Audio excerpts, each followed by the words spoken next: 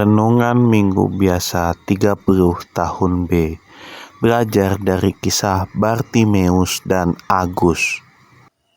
Saudara-saudari yang dikasihi dalam Tuhan kita Yesus Kristus.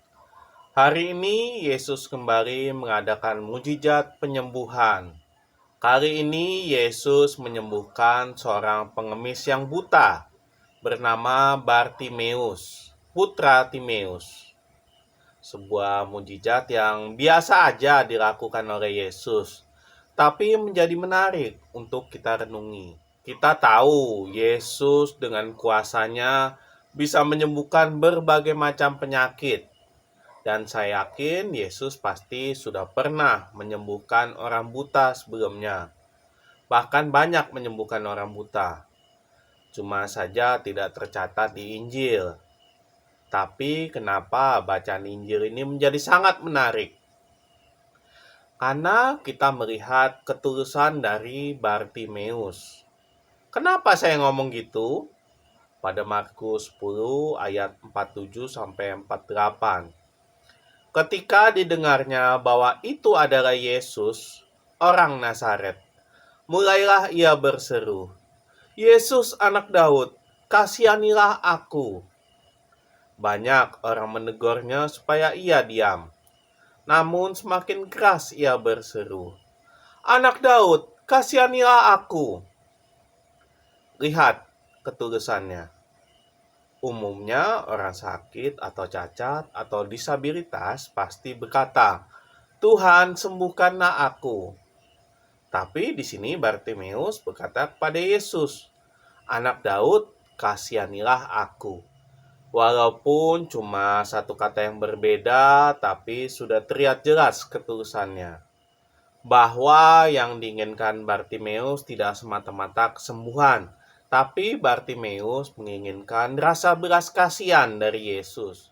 Entah bentuknya kesembuhan, uang, pengakuan, atau mungkin pengampunan.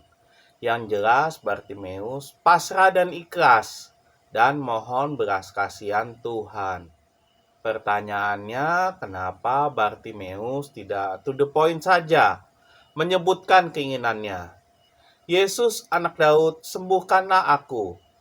Lebih jelas dan tidak berbelit-belit. Apakah Bartimeus tidak ingin disembuhkan?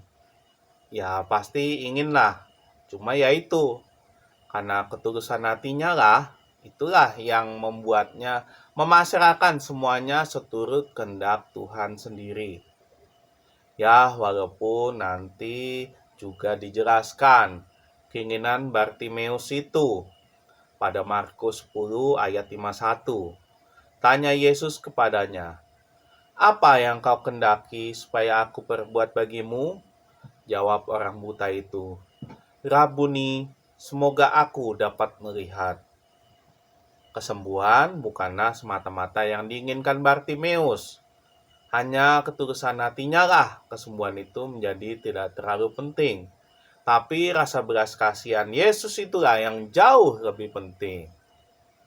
Bapak Ibu, saudara-saudari terkasih, kalau melihat kisah Bartimeus ini, saya jadi ingat cerita Pak Agus yang lagi viral akhir-akhir ini. Dari cerita Agus ini kita banyak belajar dan membandingkan dengan Bartimeus. Ada yang tahu ceritanya? Ceritanya, Agus Salim adalah seorang manajer kafe di Jakarta. Mengalami serangan air keras oleh anak magang di kafenya hingga merusak matanya sampai buta. Konten kreator yang namanya Pratiwi Novianti tergugah dan membuka donasi ke Agus. Berkat bantuan Novi, masyarakat yang peduli kemudian berdonasi sehingga terkumpul 1,5 miliar rupiah. Setelah donasi itu diserahkan, kini donasi itu pun malah bukan membawa kebaikan, namun mendatangkan masalah baru. Donasi yang awalnya diperuntukkan untuk mata Agus, tetapi malah dipakai oleh Agus untuk membayar hutang keluarganya. Novi pun kecewa dan sedih kepada Agus kadang tidak transparan terhadap uang yang diperolehnya. Donasi yang seharusnya digunakan untuk pengobatan matanya terlebih dahulu, malah digunakan untuk membayar hutang keluarganya. Akhirnya setelah Novi curhat di media sosial, netizen pun ikut geram dengan sikap Agus. Ramai-ramai netizen menghujat dan merujak Agus. Agus pun tidak terima dan balik melaporkan Novi ke polisi dan kuasa hukumnya. Sudah sampai situ saja dan entah bagaimana endingnya. Lihat apa yang bisa kita pelajari dari cerita Agus tadi. Agus yang tidak bisa bersyukur, diberi uang dari donasi bukannya untuk mengobati matanya, malah dipakai untuk membayar hutang keluarganya. Untung saya nggak nyumbang.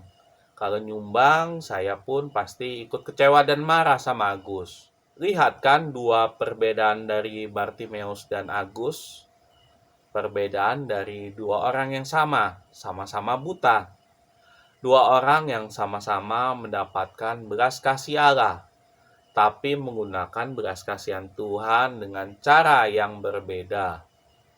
Bartimeus menggunakan belas kasihan Tuhan dengan cara mengikuti Yesus dalam perjalanannya setelah Bartimeus dapat melihat. Sedangkan Agus malah menggunakan belas kasihan Allah melalui donasi orang-orang dengan cara yang salah, yaitu membayar hutang keluarganya. Sungguh suatu pembelajaran yang sangat berharga dari dua kisah Bartimeus dan Agus yang berbeda. Saudara-saudari yang terkasih, di zaman sekarang ini, sakit buta bukanlah penyakit yang tidak ada obatnya. Cukup berobat ke dokter mata, dioperasi, di laser, dan sebagainya. Kita dapat sembuh dari kebutaan. Begitupun saya. Kalau saya punya uang, saya juga mau berobat mata saya.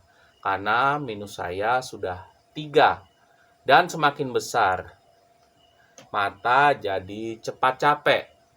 Saya sampai khawatir sendiri, takut tiba-tiba menjadi buta. Makanya kalau diberi donasi 1,5 M, pasti yang saya lakukan pertama kali ya menyembuhkan mata saya. Kalau ada sisa, baru saya bayar hutang. Bukan kebalikannya. Apalagi kalau ada Yesus lewat di depan saya. Pasti saya akan memohon-mohon banget untuk disembuhkan. Menyembah-nyembah, memohon belas kasih Yesus agar disembuhkan. Bukan hanya penyakit mata, tapi semua penyakit yang ada di dalam diri saya. Tapi sekali lagi, apakah saya layak dan pantas untuk disembuhkan? Hanya Tuhan yang bisa menjawabnya. Yang penting ya itu, seperti seorang Bartimeus yang benar-benar tulus meminta belas kasih Allah dan mempunyai iman yang besar untuk kesembuhannya. Hendaknya kita meneladan sikap Bartimeus yang tulus dan sungguh-sungguh memohon kesembuhannya. Maka dari itu, dengan penuh kerendah hatian dan ketulusan, marilah kita memohon kepada Tuhan. Yesus, kasihanilah kami. Yesus, sembuhkanlah kami. Marilah kita hening sejenak. Marilah kita merenung.